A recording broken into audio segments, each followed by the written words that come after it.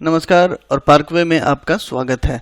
भारत के इतिहास की इस कड़ी में आज हम लोग मोहम्मद बिन कासिम के बारे में जानेंगे, जिसके नेतृत्व में भारत पे पहला इस्लामिक आक्रमण या अरबी आक्रमण हुआ था। तो आइए हम लोग जानते हैं मोहम्मद बिन कासिम के बारे में। मोहम्मद बिन कासिम का जन्म 31 दिसंबर 695 को हुआ और मृत्यु हुई 17 जुलाई 715 को। तो बहुत ही छोटी आयु रही, 20 साल से भी कम की आयु रही। मोहम्मद बिन कासिम का जो ताल्लुक था वो उमैयद खलीफत से था और उमैयद खलीफत के ही प्रतिनिधि बन के भारत पे उन्होंने आक्रमण किया था। पूरा नाम था मोहम्मद बिन कासिम अल तकाफी। ठीक है, तो मोहम्मद बिन कासिम के बारे में हम लोग ये जान गए। छोटी आयु रही, 31 दिसंबर 695 को जन्म हुआ, 17 जुलाई 715 को मृत्यु हुई। उमैयद खलीफत की तरफ से आए थे। पूरा नाम था मोहम्मद बिन कासिम अल तकाफी। आधुनिक अरब में एक ताइफ शहर है जो कि मक्का प्रांत में है। ताइफ है ना, मक्का प्रांत में, यहीं पे मोहम्मद बिन कासिम का जन्म हुआ था। ठीक है, तो ये चीजें क्लियर हो गई। 17 साल की उम्र में भारतीय उपमहाद्वीप के पश्चिमी इलाकों पर हमला बोला था, यानी कि ये अपने सिंध वाले इलाके पे। ठीक है, और सिंधु नदी के साथ लगे सिंध और पंजाब क्षेत्रों पे कब्जा किया था। तो मात्र 17 वर्ष की आयु में एक अच्छी खासी सेना लेके भारत के ऊपर आना, आक्रमण करना और जीतना, ये एक बहुत ही मुश्किल टास्क था जिसे मोहम्मद बिन कासिम ने किया था। और ये जो आक्रमण है ये इतना इंपॉर्टेंट क्यों है? क्योंकि भारतीय उपमहाद्वीप में मुस्लिम आक्रमण की यह पहली घटना थी। तो ये इस्लामिक आक्रमण की पहली घटना थी। इससे पहले अरब आक्रमण या इस्लामिक आक्रमण बोले तो वो भारत की धरती पे कभी भी नहीं हुआ था। ये पहली घटना थी जब मुस्लिम आक्रमण या इस्लामिक आक्रमण भारत के ऊपर हुआ था। मोहम्मद बिन कासिम को भारतीय अभियान के लिए हज्जाज, जो कि मोहम्मद बिन कासिम के चाचा थे, उन्होंने चुना था। ठीक है, तो ये भारतीय अभियान था जिसमें मोहम्मद बिन कासिम के चाचा हज्जाज, इन्होंने मोहम्मद बिन कासिम को चुना था और इनको 6000 सीरियाई सैनिकों के साथ भेजा था। कब भेजा? 710 ईस्वी में। तो 710 ईस्वी में ईरान के शिराज शहर से 6000 सीरियाई सैनिकों और अन्य दस्तों को साथ लेकर मोहम्मद बिन कासिम पूर्व की ओर निकला। ठीक है, अब वहां से देखा जाए तो ईरान के हिसाब से देखा जाए तो सिंध जो है पूर्व की ओर आता है, तो पूर्व की ओर आए वो। और मकरान, जो कि आजकल पाकिस्तान में है, वहां के राज्यपाल से मिले, संधि की और एक्स्ट्रा सैनिक जो है मकरान से लिए और उसके बाद फिर सिंध के ऊपर आक्रमण किया। तो ये बहुत ही सोची समझी रणनीति थी। यहाँ पे एक चीज आपके दिमाग में सवाल आएगा कि ये कारण ही क्या था, भारतीय अभियान करने का कारण क्या था, क्यों आया था? तो इसके कई अलग अलग इतिहासकार अलग अलग अपने थॉट्स देते हैं। कुछ इतिहासकारों का मत है कि कोई ट्रेड होता था, पानी के रास्ते कोई ट्रेड होता था श्रीलंका से। ठीक है, जिसे सिंध के राजा ने कोई जहाज पकड़ लिया था, जिसको छुड़ाने के लिए मोहम्मद बिन कासिम को आना पड़ा था। उस जहाज में कुछ इतिहासकार ये भी जोड़ देते हैं कि उस जो जहाजों को पकड़ा गया था राजा दाहिर, जो कि सिंध के राजा थे उस समय, उनके द्वारा, उसमें कुछ अरब के कुछ लोग भी थे, आम नागरिक भी थे। तो एक महिला ने किसी भी तरह से करके अपनी जो सिचुएशन है कि वो उन्हें कैदी बना लिया गया है, ये सिचुएशन, ये संदेश किसी भी प्रकार से खलीफा तक पहुंचाया था और बाद में फिर मोहम्मद बिन कासिम को उसका बदला लेने के लिए या जहाज छुड़ाने के लिए भारत आना पड़ा था। तो ये कुछ थॉट्स हैं जो कारण बताए जाते हैं मोहम्मद बिन कासिम के आने के। तो मोहम्मद बिन कासिम को हज्जाज ने द्वारा चुना गया था, जो कि मोहम्मद बिन कासिम के चाचा हुआ करते थे। 710 ईस्वी में शिराज शहर से 6000 सीरियाई सैनिक लेके निकले थे और मकरान में, जो कि वर्तमान में पाकिस्तान में है, वहां के राज्यपाल से संधि करके और सैनिक लिया और फिर उसके बाद भारत आए। तो सिंध में उस समय हिंदू राजा दाहिर सेन का राज्य था। ठीक है, राजा दाहिर जो है वो पहले राजा थे, वो पहले राजा थे जिनका सामना जो है वो मोहम्मद बिन कासिम से हुआ, मतलब 1 to 1 लड़ाई हुई। और देबल, जो कि कराची के निकट बंदरगाह है, जो कि काफ़ी बिजी, काफ़ी कॉमर्शियल बंदरगाह हुआ करता था, वहाँ पे सबसे पहले मोहम्मद बिन कासिम पहुंचे। वहाँ पे उसने स्थानीय पुजारियों को और नागरिकों को मार डाला और वहां का महान मंदिर नष्ट किया। बहुत सारे इतिहासकार ये भी मानते हैं कि ये एक पॉलिटिकल आक्रमण तो था ही, साथ ही साथ ये एक धार्मिक, एक रिलीजियस एंगल भी था इसमें। और यहाँ पे मंदिरों को नष्ट करना, पुजारियों को मारना, ये इस बात का संदेश दिया गया था कि यहाँ पर जो पुराना धर्म पहले से चल रहा है उसको ओवरलैप करने के लिए, उसको हराने के लिए एक नई जो है वो नई सेना आ चुकी है। तो ये एक रिलीजियस लड़ाई भी थी, न सिर्फ पॉलिटिकल लड़ाई थी बल्कि एक रिलीजियस लड़ाई भी थी। और लोगों को जोड़ने के लिए और लोगों को अपना दोस्त और दुश्मन बांधने के लिए उस समय एक बहुत ही बड़ा टूल हुआ करता था रिलीजन।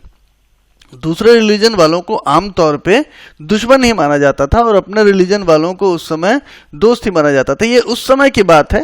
हालांकि उसके कुछ समय बाद ये पर्सपेक्टिव भी चेंज हुआ और रिलीजन जो है वो, रिलीजन का फैक्टर जो है वो कम होता गया और पॉलिटिकल फैक्टर वो ज़्यादा होता गया।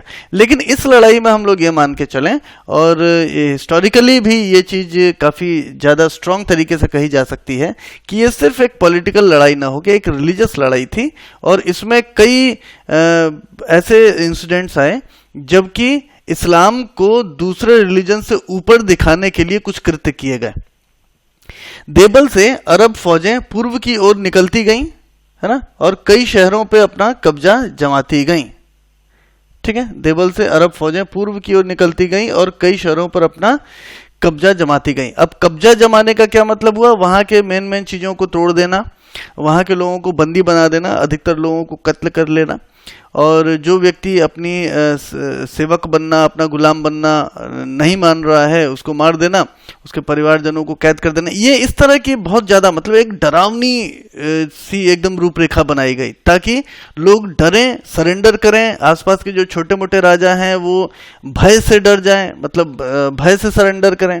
और राजा दाहिर सेन, जिसके ऊपर आक्रमण एक्चुअली होने वाला था, वो भी इस चीज को समझे और वो भी सरेंडर करें। ऐसा मतलब एक पूरा एक ऐसा एक आभा मंडल बनाया गया था, एक रूपरेखा बनाई गई थी एकदम भयावह तरीके की। तो मोहम्मद बिन कासिम ने बहुत बंदी बनाए, हजारों की संख्या में बंदी बनाए और गुलाम बनाकर भारी संख्या में हज्जाज और खलीफा को भेजा।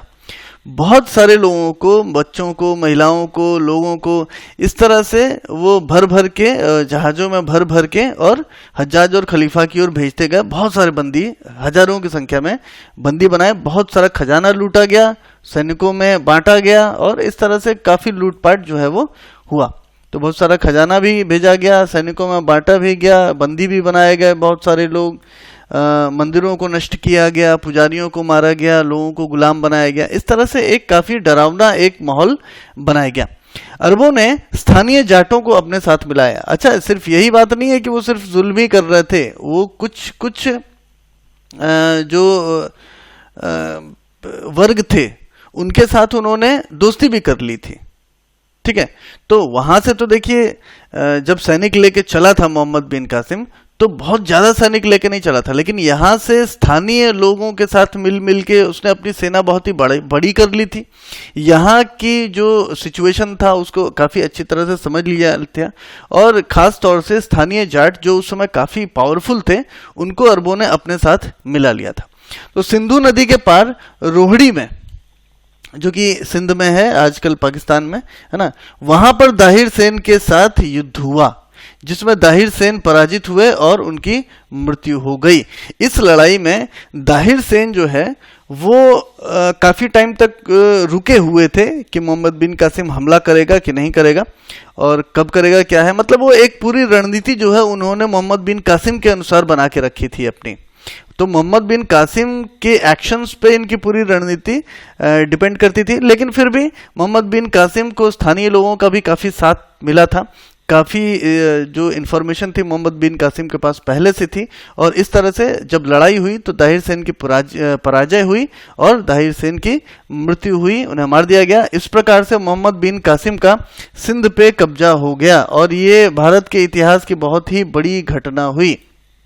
ठीक है, मोहम्मद बिन कासिम का सिंध पे कब्जा हो गया, यानी कि अरबों का सिंध पर पहला आक्रमण, पहला कब्जा। ठीक है, ये मोहम्मद बिन कासिम के द्वारा हुआ था। बहुत सारे राजाओं को मोहम्मद बिन कासिम ने खत लिखे थे, चिट्ठियां लिखी थी कि वे इस्लाम अपना लें और आत्मसमर्पण कर दें। कुछ ने अधिकतर ने जो है वो इस चीज को, अब चूंकि पहली बार था तो हालांकि राजाओं को मालूम तो था कि काफी भयानक सेना है, काफी तेज तर्रार सेना है, लेकिन ये जो है वो तत्कालिक रूप से बहुत ज्यादा जो है वो फ्रूटफुल नहीं हुआ। मोहम्मद बिन कासिम ने कन्नौज को भी जीतने की योजना बनाई थी। 10,000 सैनिकों को उसने कन्नौज भेजा था, लेकिन इसी बीच में मोहम्मद बिन कासिम को वापस आने का आदेश आ गया और कन्नौज का अभियान जो है वो रोक दिया गया।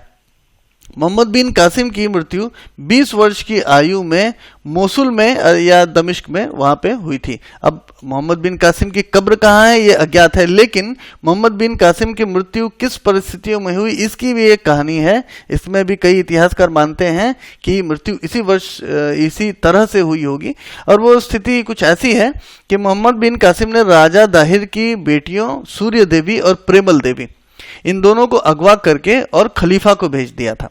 अब खलीफा के पास जब वो दोनों राजकुमारियां गई तो दोनों राजकुमारियों ने खलीफा को बताया कि आपके पास भेजने से पहले कुछ दिन तक वो मोहम्मद बिन कासिम के साथ रही थी, और इसलिए खलीफा जो है उस समय की इनकी जो परंपराएं थी उसके अनुसार सूर्य देवी और प्रेमल देवी यानी जो दोनों राजकुमारियां थी उनको डायरेक्टली खलीफा के पास भेजना था। लेकिन खलीफा के पास जब ये सूचना पहुंची कि सूर्य देवी और प्रेमल देवी मोहम्मद बिन कासिम के साथ रही थी कुछ समय तक, तो खलीफा को गुस्सा आया और उन्होंने मोहम्मद बिन कासिम को वापस आने का आदेश दिया, और आदेश कुछ इस तरह से दिया कि इसे चमड़े में बांध के लाया जाए। तो चमड़े में बांध के वापस ले जाते समय सांस घुटने से या फिर इसी तरह की किसी अन्य चीज से, किसी सिमिलर चीज से मोहम्मद बिन कासिम की मृत्यु हुई। ये अधिकतर इतिहासकार मानते हैं कि ऐसा ही हुआ होगा। हालांकि कुछ इतिहासकार इससे थोड़ा सा डिफरेंट अपना व्यू पॉइंट भी रखते हैं, लेकिन मोहम्मद बिन कासिम की मृत्यु जो है काफी कम उम्र में, मात्र 20 वर्ष की आयु में हो गई। मोसुल में या दमिश्क में, दोनों में से किसी एक जगह पे हुई। कब्र कहाँ है ये चीज आज तक अज्ञात है। तो ये कहानी थी मोहम्मद बिन कासिम के बारे में, जिसने भारत पे पहला इस्लामिक आक्रमण, पहला अरेबिक इन्वेजन किया था और सिंध पे कब्जा किया था। हमारे चैनल को यदि आपने अभी तक सब्सक्राइब नहीं किया है तो कृपया हमारे चैनल को सब्सक्राइब जरूर करिएगा। इस वीडियो के बारे में कुछ आप कमेंट लिखना चाहते हैं, कोई फीडबैक देना चाहते हैं तो हमें कमेंट बॉक्स में जरूर लिख के भेजिएगा। मुलाकात होगी अगले एपिसोड में एक बार फिर से। नमस्कार।